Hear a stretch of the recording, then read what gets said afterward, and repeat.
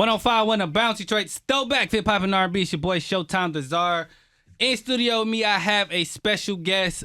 She come in here with energy on 1,000. 10 is not enough. Okay, got to go all the way to 1,000 with this person here. She is a media personality, okay, influencer and community activist, and I'm definitely gonna talk about that community activist part. Hubbard, welcome to the show. Thank you for coming. What up, though? What up, though? 105.1 The Bounce. Be bouncing around here. What up? So, like I said, you got so many things that you do. I just definitely want to touch on a little bit of everything, but I want to start with the media thing first because what made you want to get into doing media? Was there an influence as far as like an Oprah or somebody that you was like, I like what she's doing. I'm gonna do that. Absolutely. Martha Jean the Queen. Martha Jean the Queen was a Detroit legend. I love the fact that this woman had such a soft voice, but such a powerful message. She had people pulling over their cars, turning up the volume of the radio just to hear the words that she had to say. And you didn't see her face. Right. You only heard her voice. And when I saw how powerful Martha Jean the Queen was with my own family, with my mother literally would pull over and be listening to her before she would go to church. And so I desired to have that same influence and that same impact as Martha Jean the Queen, because she was dope. I mean, Martha Jean the Queen. Right. I mean, come on now. So how big of an impact was your mother in like helping you pursue a media career? Because you said that your mom listened to her every single day when you was going to school. So how did that impact you? Well, I think my mother, she knew that she birthed a star. I mean, she named me Zsa Zsa. I'm named after Zsa Zsa Gabor. I just hope I ain't got to marry 6 men to make her money. But if you want to be my man, if you want to be my man, okay, I'm trying to tell you, I'm about to get chose out here in these streets. But my mother, she was about class. She was about elegance. She was about being able to showcase your gift and your talent. And she named me Zsa Zsa, and she knew that I was going to have a voice. And so my mother's always put me in a position to win as a woman, to own my voice, own my personality. And she's always pushed me to be in the forefront. So she knew something about Martha Jean the Queen, and she allowed me to utilize my voice as well. You, I feel like you said you did radio or something to that effect before. Okay, talk to me a little bit about that. I graduated from Specs Howard, RTV 408. Shout out to all my dual concentrations out there, all my Specs Howard grads. Okay. Shout out to Specs Howard, yeah. Okay. Sure. And then I was on 910 AM. I had my own podcast. Yeah, I said it. And right now I'm with Sweet 1701 podcast with DJ Steady Rock and Ty Mopkins. Yep, gonna get into that definitely. Emmy Award winning. Yeah. Ty Mopkins. Those were my starts. And then church. I started doing short talks, short speeches, and being the mistress of ceremony at my church that I grew up in. Shout out to Mother Willingham, R.I.P. She was the first person to put a mic in my hand. And what was that like? Because like you said Martha Jean had a smaller voice, powerful voice. Yeah. Like they hear you. Yeah. Right. Kind of the complete opposite. But was that nervous? Were you nervous to get in front of a microphone the first time, or you was like, I got this?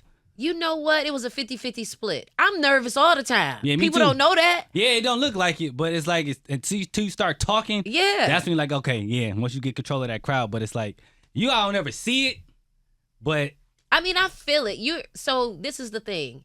I'm a firm believer of I like people who I like being around people that don't make my nervous system nervous. Got you. And so when I'm in certain rooms and I recognize, I see what kind of energy this is, let me crank my energy up a notch. Or I see what type of energy this is, let me pull back because y'all don't deserve all of this. Okay, yeah. Right. So being in church, it was a 50-50 split. I was scared when Mother Willingham asked me to be the mistress of ceremony for the afternoon service. But I also was like, what is it that I can't do? If you all are telling me in church that I can do all things through Christ which strengthens me, I'm taking that as your word, that I can do all the things that I want to do through Christ that strengthens me. And so I tapped in, and I've been on this microphone since 12 years old. That's a long time. 12 years old. That's what's up. 12 years old. What got you into doing things in the community? I always see you outside doing something. You know what I mean? Whether it's just hosting something in the community or just, getting people to go vote. We'll talk about your presidential award that you won a few months back. You're always in the community. What got you into doing that? I love my people. I love my people being liberated. I know what our community is capable of, and I want to help us get there. I don't like seeing people that look like me suffer. I want to do my part. And when you want to do your part, it doesn't matter if you got a dime in your pocket or a million. You want to change the trajectory of the lives and the people in your community. I saw what drug abuse did to my community. I saw what violence has done in my community. I saw what drug abuse and sexual abuse has done in my community. And I don't want to be a part of the people that's helping mess our community up. I want to be a part of the solution of saying I was a part of the team and the community leaders that transitioned the Joy Road community, the 7 Mile community, the Jefferson, the Gratiot community, the Harper community, the Van Dyke community. Like, I want to be a part of that change. And I made that decision a long time ago. My mom, she was always supporting people in the community, whether it was helping clean up the neighborhood, whether it was go to parent-teacher conferences. And she made us proud to be Black and proud to give back. And it makes me feel good knowing that I've contributed to my community and I can go back and say I was a part of that. What's the hardest thing about being a community activist? Because you face a lot of challenges trying to rally people to do the right thing, but there's a great reward, but there's also, great risk, and then there's also a nervousness to it. So what would you say is the hardest part for you? Or is there a hard part for you? Yeah, it's a hard part. Black people, not just Black people, but all people, there's a lot of self-hate. There's a lot of self-hate. There's a lot of race hate. A lot of people don't like themselves. So if you are excelling in what you do, and here I come and I'm not excelling, I don't like you. What you think that come from? That comes from what we've been taught, as well as our own self-afflictions. Whenever ego or jealousy or anything arises in me for somebody else, I immediately shut it down. But some people allow it to linger. They allow it to linger. It starts as a thought, that little seed. Why he got on that orange bandana? He think he better than me? Right. The minute I think that, I should be like, that's an orange bandana. So what? He looks sweet. Who cares? Like, right. Why did I just think that? Why did I think about that? But no, some of us, we feed the seed of jealousy and ego and pride and division and chaos. We feed it. So instead of me shutting that idea down, I say, oh, he think he better than me because he got on an orange orange wrap. Then I go on to go get me an orange hoodie. Then I go on to get me an orange scarf. Then I go on to see the next time that you wear it, I got to let you know that my hoodie and my orange wrap is better than yours. We feed into the propaganda of division. And the minute that we start shutting it down, the minute we'll start seeing the change in our communities that we wish to see. How do you unlearn a behavior like that? Practice, discipline, commitment, daily dedication to wanting to be better. Every day I work out, not just physically, but I work my faith muscle out. The more I work my faith muscle, the stronger my faith is. The more I work my Black liberation muscle, the stronger my Black liberation muscle is. The more I use my I support Black women muscle, the more I'm unfazed when a Black woman is trying to attack me. The more I use my I support Black men muscle, the more I'm unfazed when I see a Black man trying to compete with me. Baby, you can't be me. So I use the muscles that God gave me and I exercise them. I don't exercise the muscle of envy. That serves me no purpose. So if we exercise those muscles that God gave us to contribute positively to our communities, we'll all be strong. We'll be physically strong, spiritually strong, mentally strong. We be emotionally strong. We crashing out because we ain't communicating. We crashing out because we making each other shamed. We crashing out because we're embarrassing each other. The moment that I say I'm jacked up or I'm falling short or I got less than, we want to minimize one another. We don't like each other. We don't like ourselves.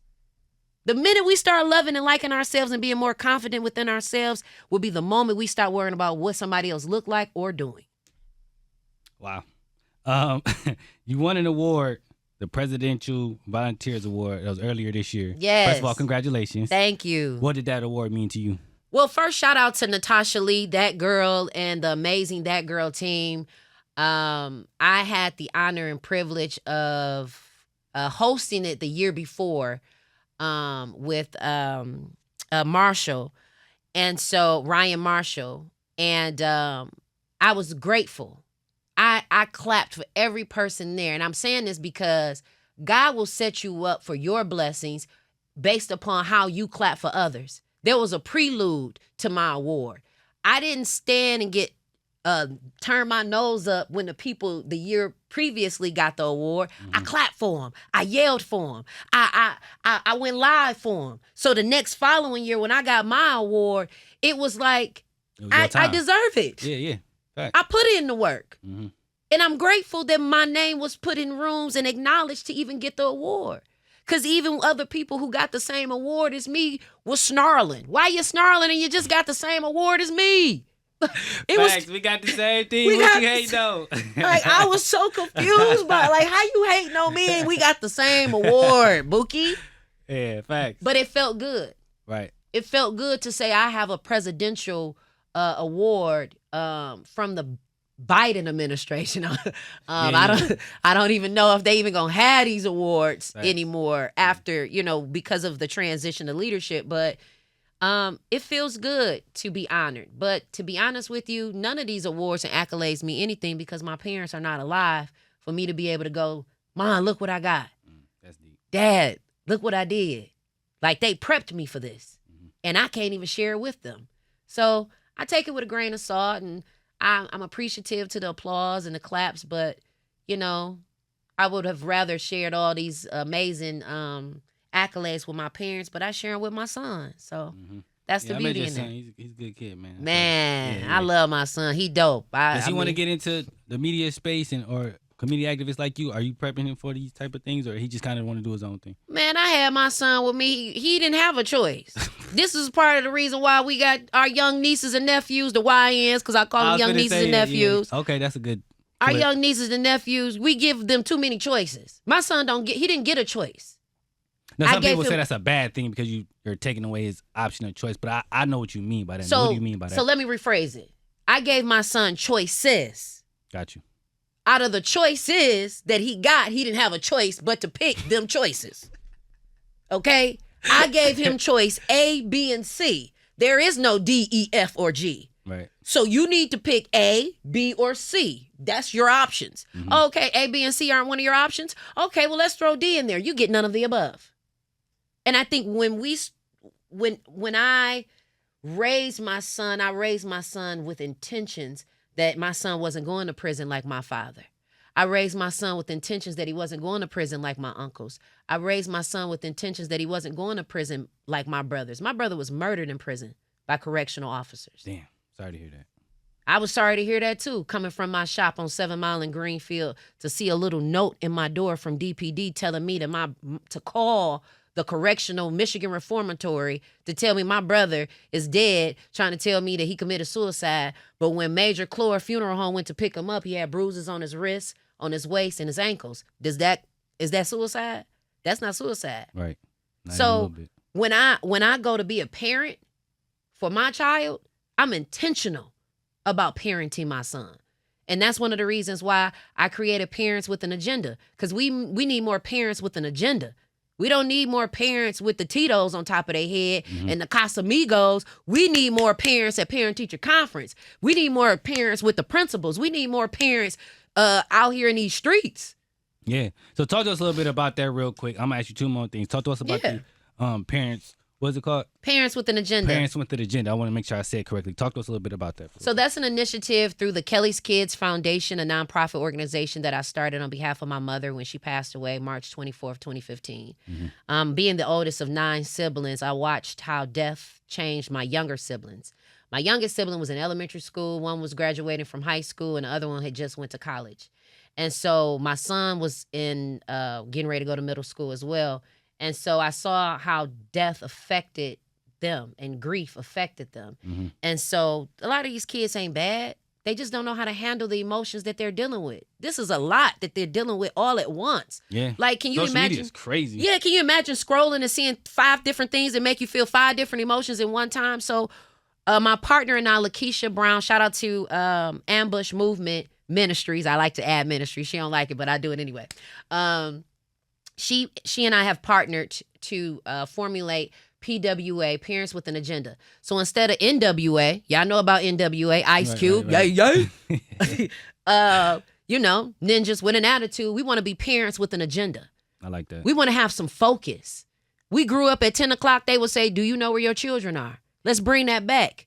10 o'clock, do you know where your 9:59? Do you know where your kids are? Yeah. I know where my son and They he's got the 22. curfew now, so yeah, I think that's a good start. You know what I mean? Get these kids off the streets and It's a good back in the start, crib. but we need reinforcements. So you may not have kids, but you should be calling your brother, hey, where Tyrone at? Where Poo-Poo at? Yeah. It's 10 o'clock. You know where your kids at? Because see, a lot of parents worked at the plant. We come from a generation, we come with families that worked at the plant. If you got a midnight graveyard shift, you can't worry about where your kids at. You want to hope that they at home. But you listen, I know a lot of kids that parents worked at the plant and they had all kind of stuff going on in their parents' house. That's why their parents wasn't there. And their parents didn't know. So, but PWA, and hopefully this week we partner with Chief Bedison. I meet with him this week. Nice. So with DPD, and we're going to take PWA up a notch. And hopefully the city of Detroit will back that and support that. And they don't steal it. They support it. Praise God. Right. All right. Last thing I want to talk to you about, and I'm going to let you get up out of here. You do have a podcast you mentioned earlier, Sweet 1701, Yes. Ty Mopkins, DJ Steady Rock. Talk to us about that. What is it about, and how can people listen to it and follow it on social media?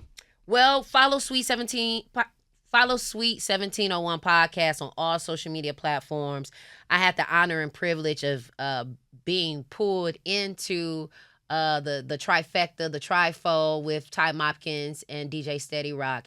And I'm very, very grateful that we get to live, we get to laugh, we get to learn, we get to cry together, because that's what this show is about. This is what the podcast is about. It's about learning. It's about crying, being vulnerable. We don't know how to be vulnerable with each other no more. Everybody got a heart of stone, and everybody got ice cold. And no, I got feelings. I care about people. I cry. Right. I get hurt. I feel what I feel. I'm an empath. Like, I'm not about to act like I'm just this hardcore Joy Road girl that ain't got no feelings. No, I got some Jesus feelings and some Joy Road feelings. And so with that being... some Jesus and some Joy Road. I got some Jesus and some Joy Road, and I'm going to be talking about that on Sweet 1701. And Sweet 1701 isn't just about a podcast room. It's about checking in. Check in. We got to check back in. We got to be that family. We got to be that village. Why are we so... They have created us to be so individualized. I remember growing up, and we would eat on the newspaper with our paper plates. All me and my cousins. We all sit there and just be eating together. Passing each other. Everybody communicating, communing together. Yeah. We are not one island by ourselves. I need you. You need me. I need Big Willie. Big Willie need me. Right. We are not single ecosystems. Facts.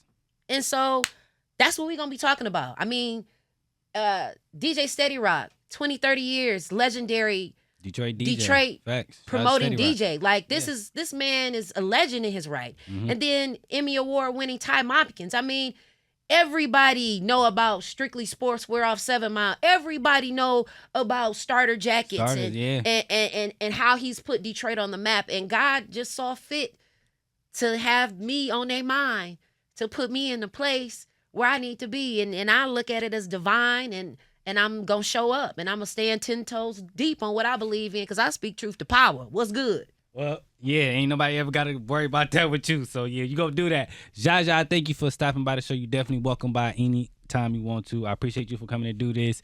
And where can people follow you at? And shout out anything else you got going on that people should know about, right now. Listen, thank you for having me. Shout out to bounce with me now, but for real though, follow me at Jaja C Hubbard, ZSA C Hubbard, HUBBARD. That's ZSA C Hubbard.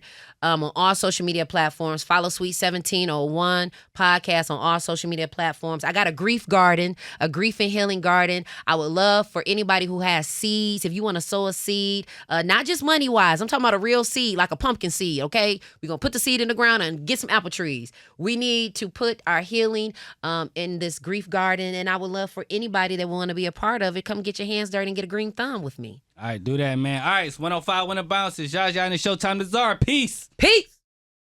If you got a mama or grandma that's in a senior citizen home and her disability check is paying for her to stay there, if when this stuff gets cut, your grandmother is getting put out. What? I don't think y'all get this. If my grandma and my granddad were still alive, God bless your soul, Grandma Liz and Grandma Carol, Granddaddy Charles, they would be getting put out because that was funding how they stayed in their home. My granddad, he was in the Army. My grandmother, she cleaned houses. Like, they didn't even want to give my granddad his veterans benefits.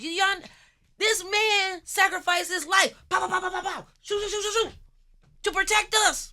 Some people he don't even know. And then now, they're getting ready to put this thing where you don't have a choice whether your child is going to get drafted. Like, I don't think y'all really understand when they was having us fill out this paperwork when we was getting our loans for college. You remember when you filed the paperwork to get the federal funding, and then it was like if you was under a certain age, you were part of the selective service. Guess what? When you filled that out to get your college loans, they still got that list. I don't think y'all are understanding this. And I also don't think that you all are understanding that this is not a race war. This is a greed war. This is a money war. They use racism as a forefront to have us confused, have us at each other's throat. If you don't have no money, if you're not rich, you're poor. Period. Are you ready? Oh, yeah. I'm ready. Yeah. We keeping that, by the way. If you're not rich, you're poor. Yeah. That's the a bottom fact. line. All right. Ready, Will? I'm ready. All right. Let's do this.